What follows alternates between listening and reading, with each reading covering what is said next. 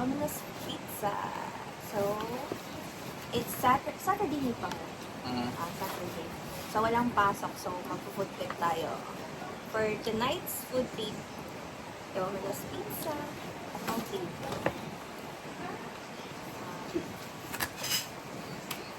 First is ham and cheese. Ano yung buy one take one nila? Ham and cheese. American burger, bacon and mushroom.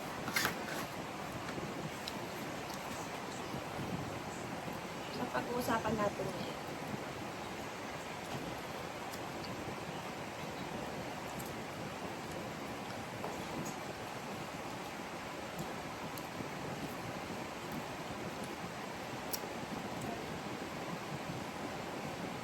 Tigas? Oo, dumikit na. Kakagising ko lang. So, 1 o'clock. 2. And then mga 3. 3, natulog kami ng 3 o'clock ng hapon. Tapos, nagising ako 9. 9 ng hapon.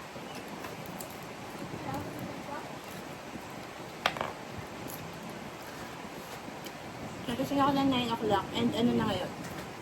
10:30.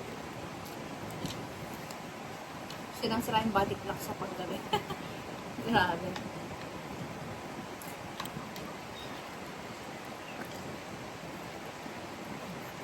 Tapos, both kasi panggabi kami. Ay, sumasabay sila sa tulog yung mga bata.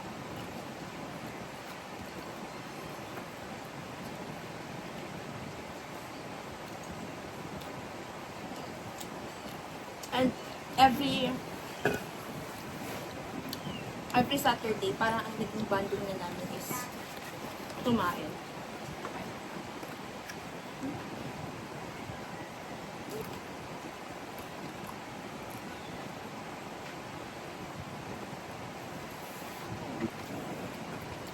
Lupot.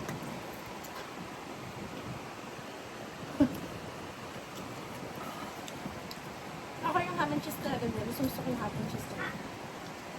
Tikman mo, masarap yung ham and cheese. Ang in-order ko lang naman kasi ng flavor is ham and cheese, bacon and mushroom, pepperoni, tsaka ang tawag dyan? American cheeseburger.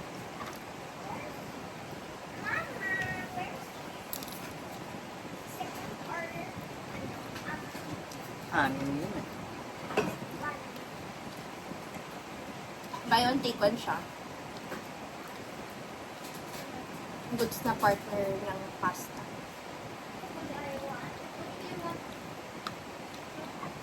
Pasta.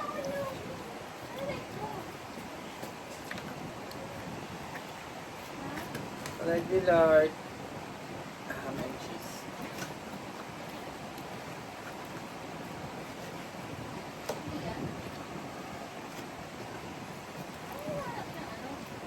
So, ikwento na natin kung bakit nag-homeschool yung mga bata.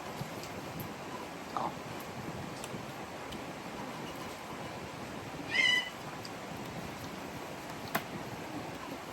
Ayaw din naman kasi talaga, ayaw ko din talaga mag-homeschool before kasi iniisip ko, hanggang meron na iniisip ko, yung pakikipag-socialize nyo sa tao, baka maging lalong mahiyain, gawa ng, ang mga bata kasi is mahiyain na. Kaya iniisip ko, madami namang ways para makipag-socialize yung bata. Like, silang i-enroll sa iba-ibang mga kung ano yung mga gusto nila.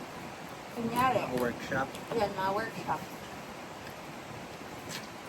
Tsaka napaka-convenient talaga ng pag-homeschool. Kasi biruin mo, hindi na sila gigising ng 4 or 5 para maligo, mag-prepare. Then, pag ano kasi, pag traditional school kasi, almost full day ka sa school. Sobrang pagod na pagod yung bata. Kasi parang, kung 5 o'clock mo siya gigisingin ng umaga, katulad sa case ko, dahil pumapasok ako, so kailangan maaga sila gumising. Yung isasabay ko sila sa schedule ko. So parang sayang yung itutulog pa ng bata. Kasi papasok pa ako ng office, hindi din ako pwede mali. So naisip ko, mas maganda kung homeschool na lang sila, tapos work from home ako. Hindi yun katamatan. Ano yun? Diskarte yun. Kasi matututo naman ang bata online or traditional school. Nasa sa inyo yun. Depende sa bata. So, ang mga advantages na nakikita ko, yun nga, first is, hindi pagod yung bata. Second, Safety. safety. Safety. Actually, safety. first pa lang safety sa nangyayari O kaya ngayon. nga natin in-enroll kasi dahil yung safety nila. Oo, Yun talaga. safety. Then, hindi pagod yung bata yung second, sorry. Then, third is, makakatipid siya actually. Mahal yung tuition, pero kung i-compute mo, lalabas ka, mamamasahe ka, uniform, books, baon.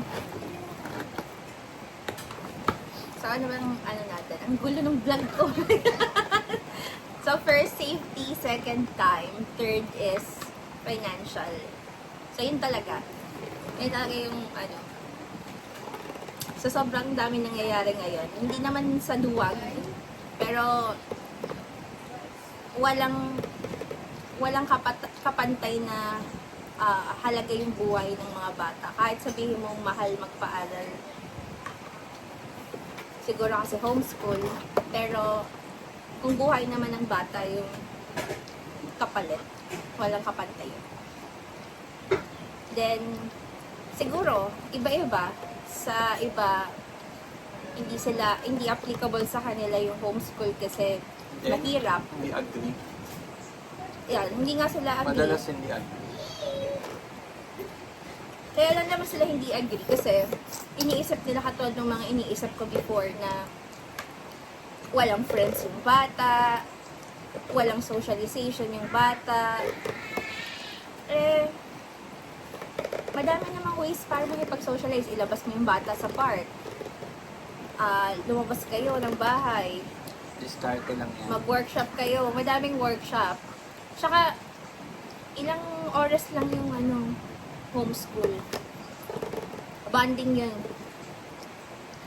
And madami pa kayong magagawa kung ano ba sasabihin yun? Mag-upgrade ng skill yung bata. Pwede nyo pa ipasok sa kahit anong workshop.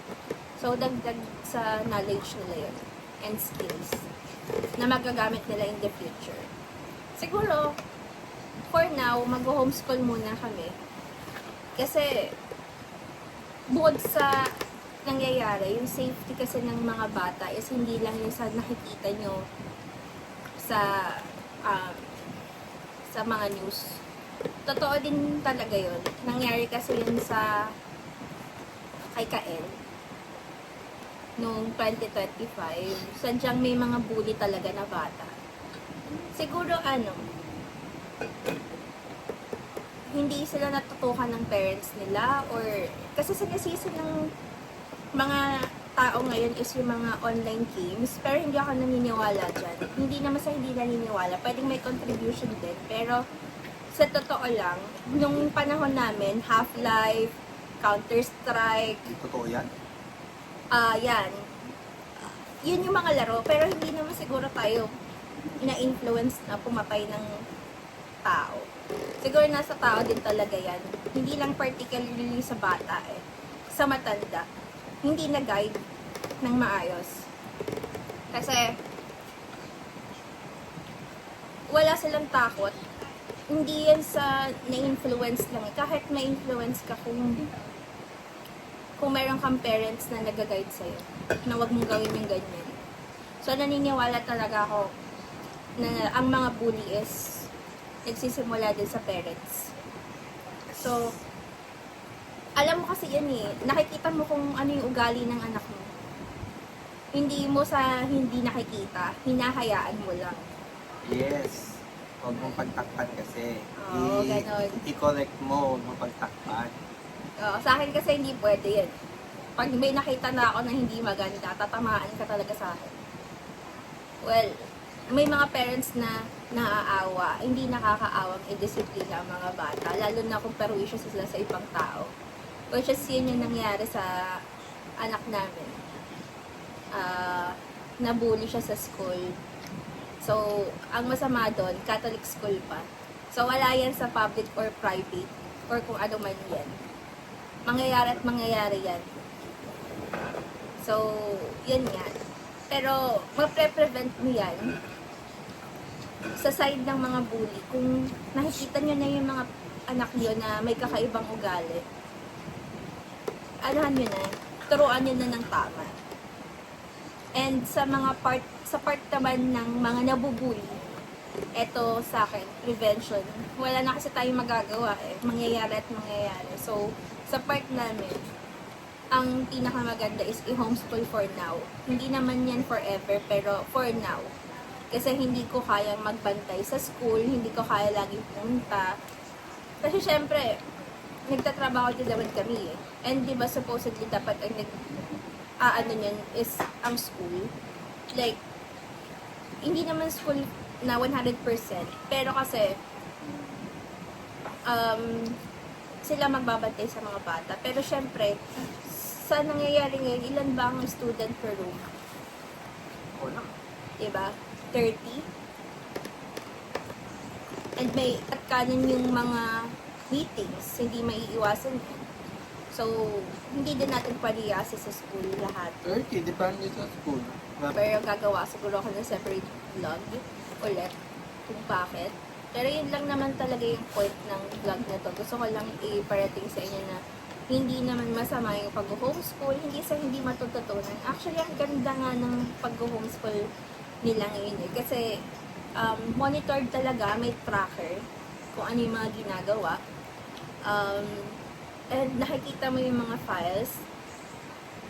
Sinecheck talaga ng mga teachers. Online na lahat.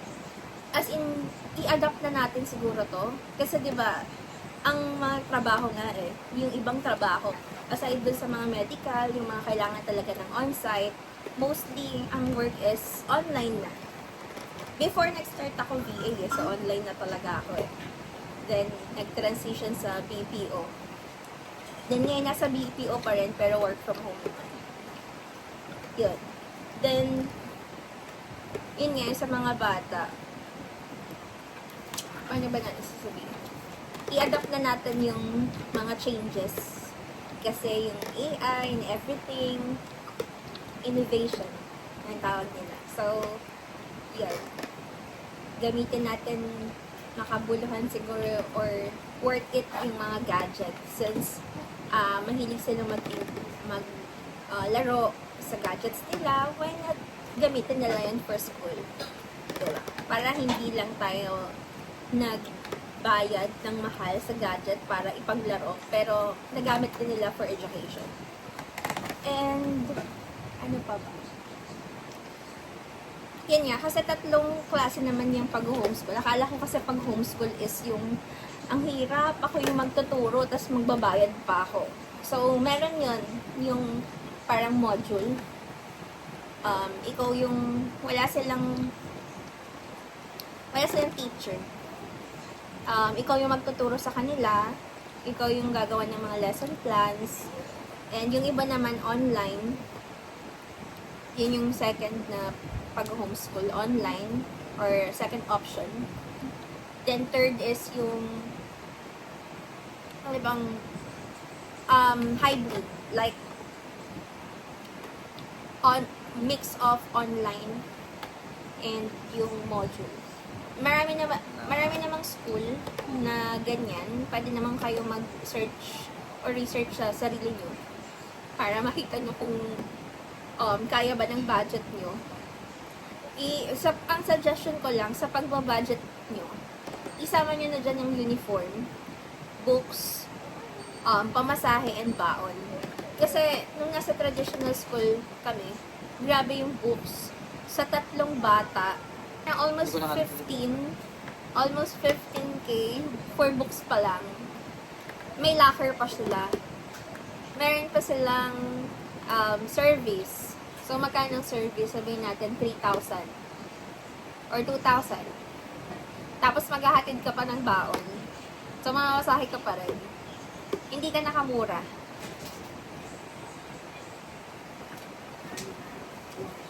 So, yun na nga. Sabi ko mukbang and kwento, pero hindi na ako nakakain.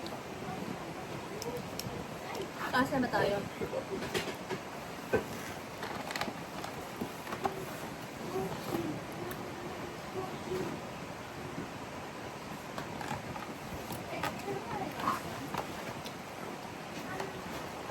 Ayun nga.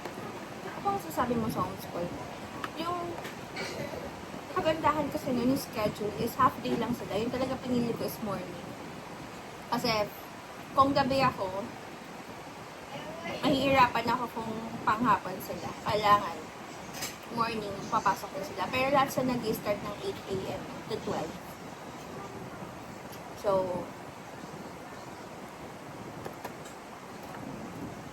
kunyari, may lakad.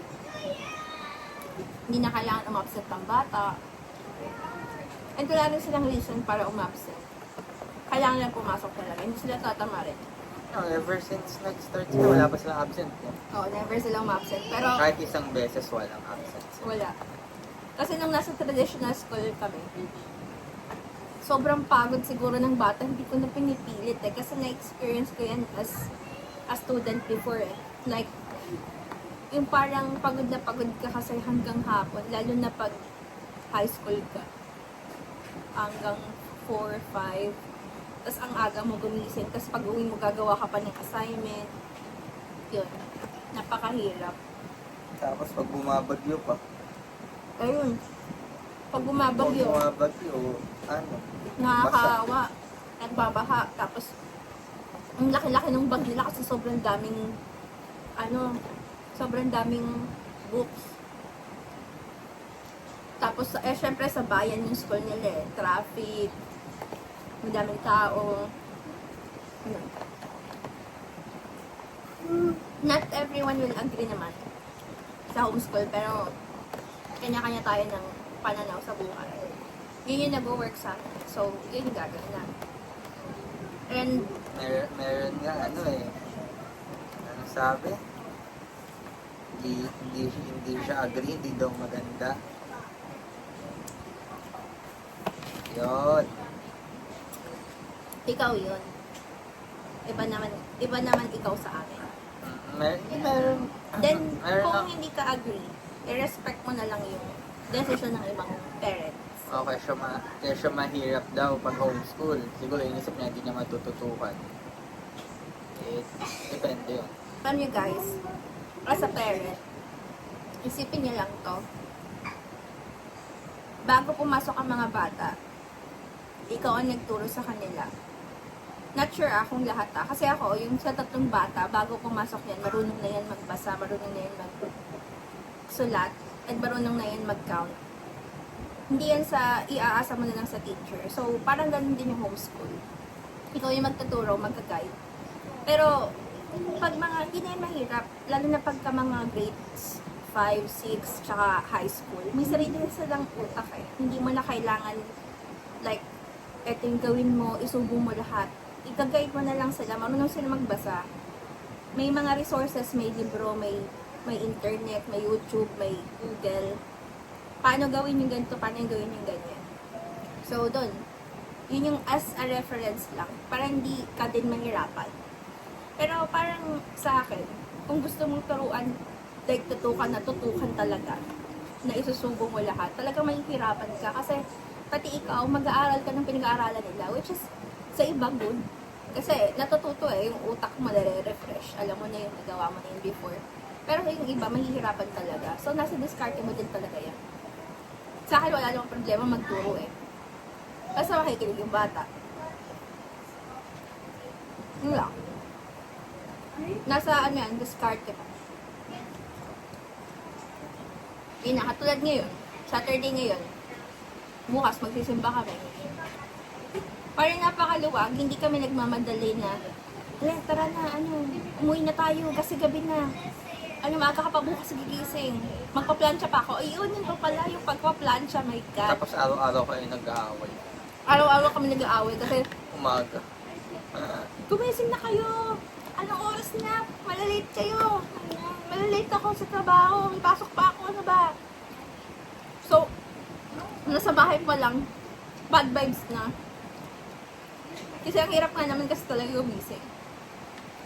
Pero yun nga, yung pinaka best part doon, dahil kaya gusto ko rin mag-homeschool sa side ko. Grabe guys. Ilang uniform yung pa-planchahin ko every week. 5 sets kay Kael, 5 sets kay Kaylee, 5 sets kay Jinggoy. Iba pa yung pag may Boy Scout or may mga mas sila, yung mga gala.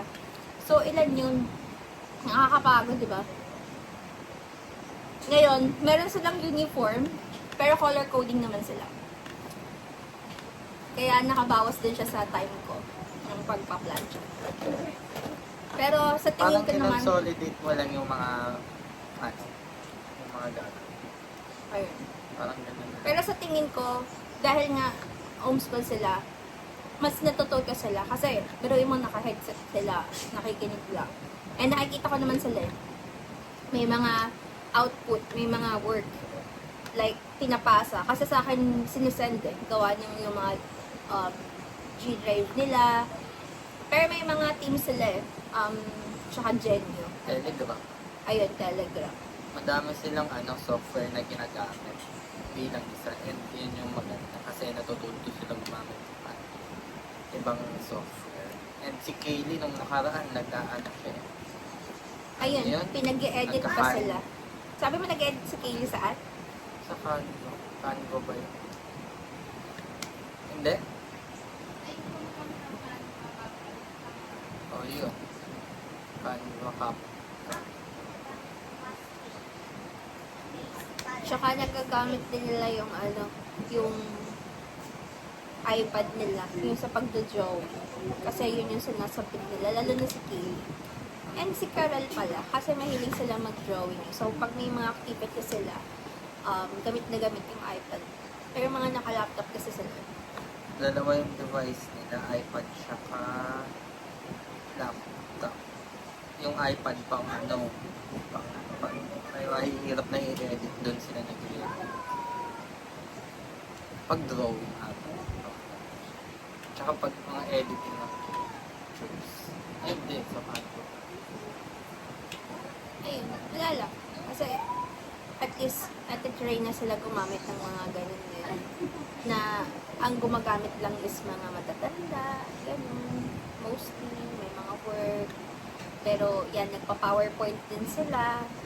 Which is good. Kasi, actually, sa school naman, na traditional school, may computer subject. Pero, hindi naman yan every week or every day na ginagamit nila. Sa totoo lang, di ka naman matututo dun sa computer subject sa school eh. Kahit sabihin mong once a week, nasa computer lab. Ako hindi ako natuto dyan. Mas natuto ko sa kakarent ko dati. Ako naman natuto ako by the book. Like, natututo ako sa book ng yung pinag-aaralan. Pero mas maganda pa rin talaga yung sinasabi mo na hands-on.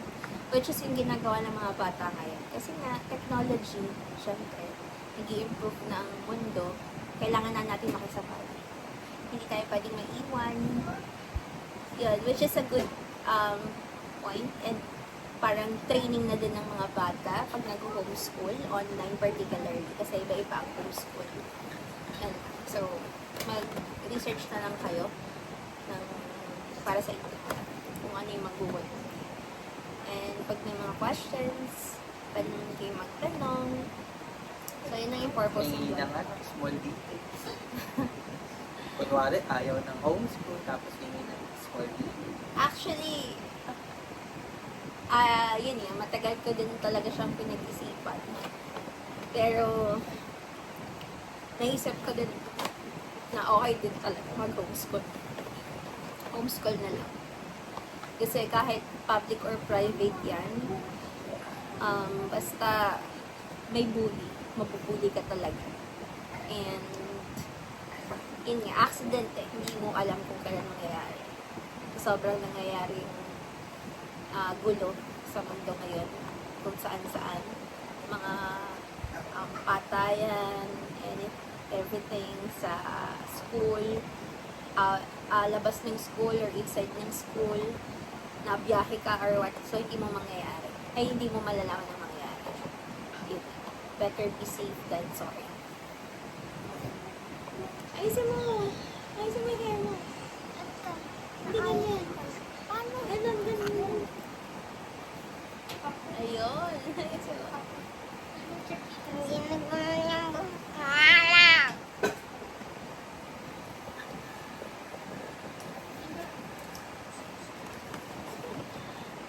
Ano pa ba?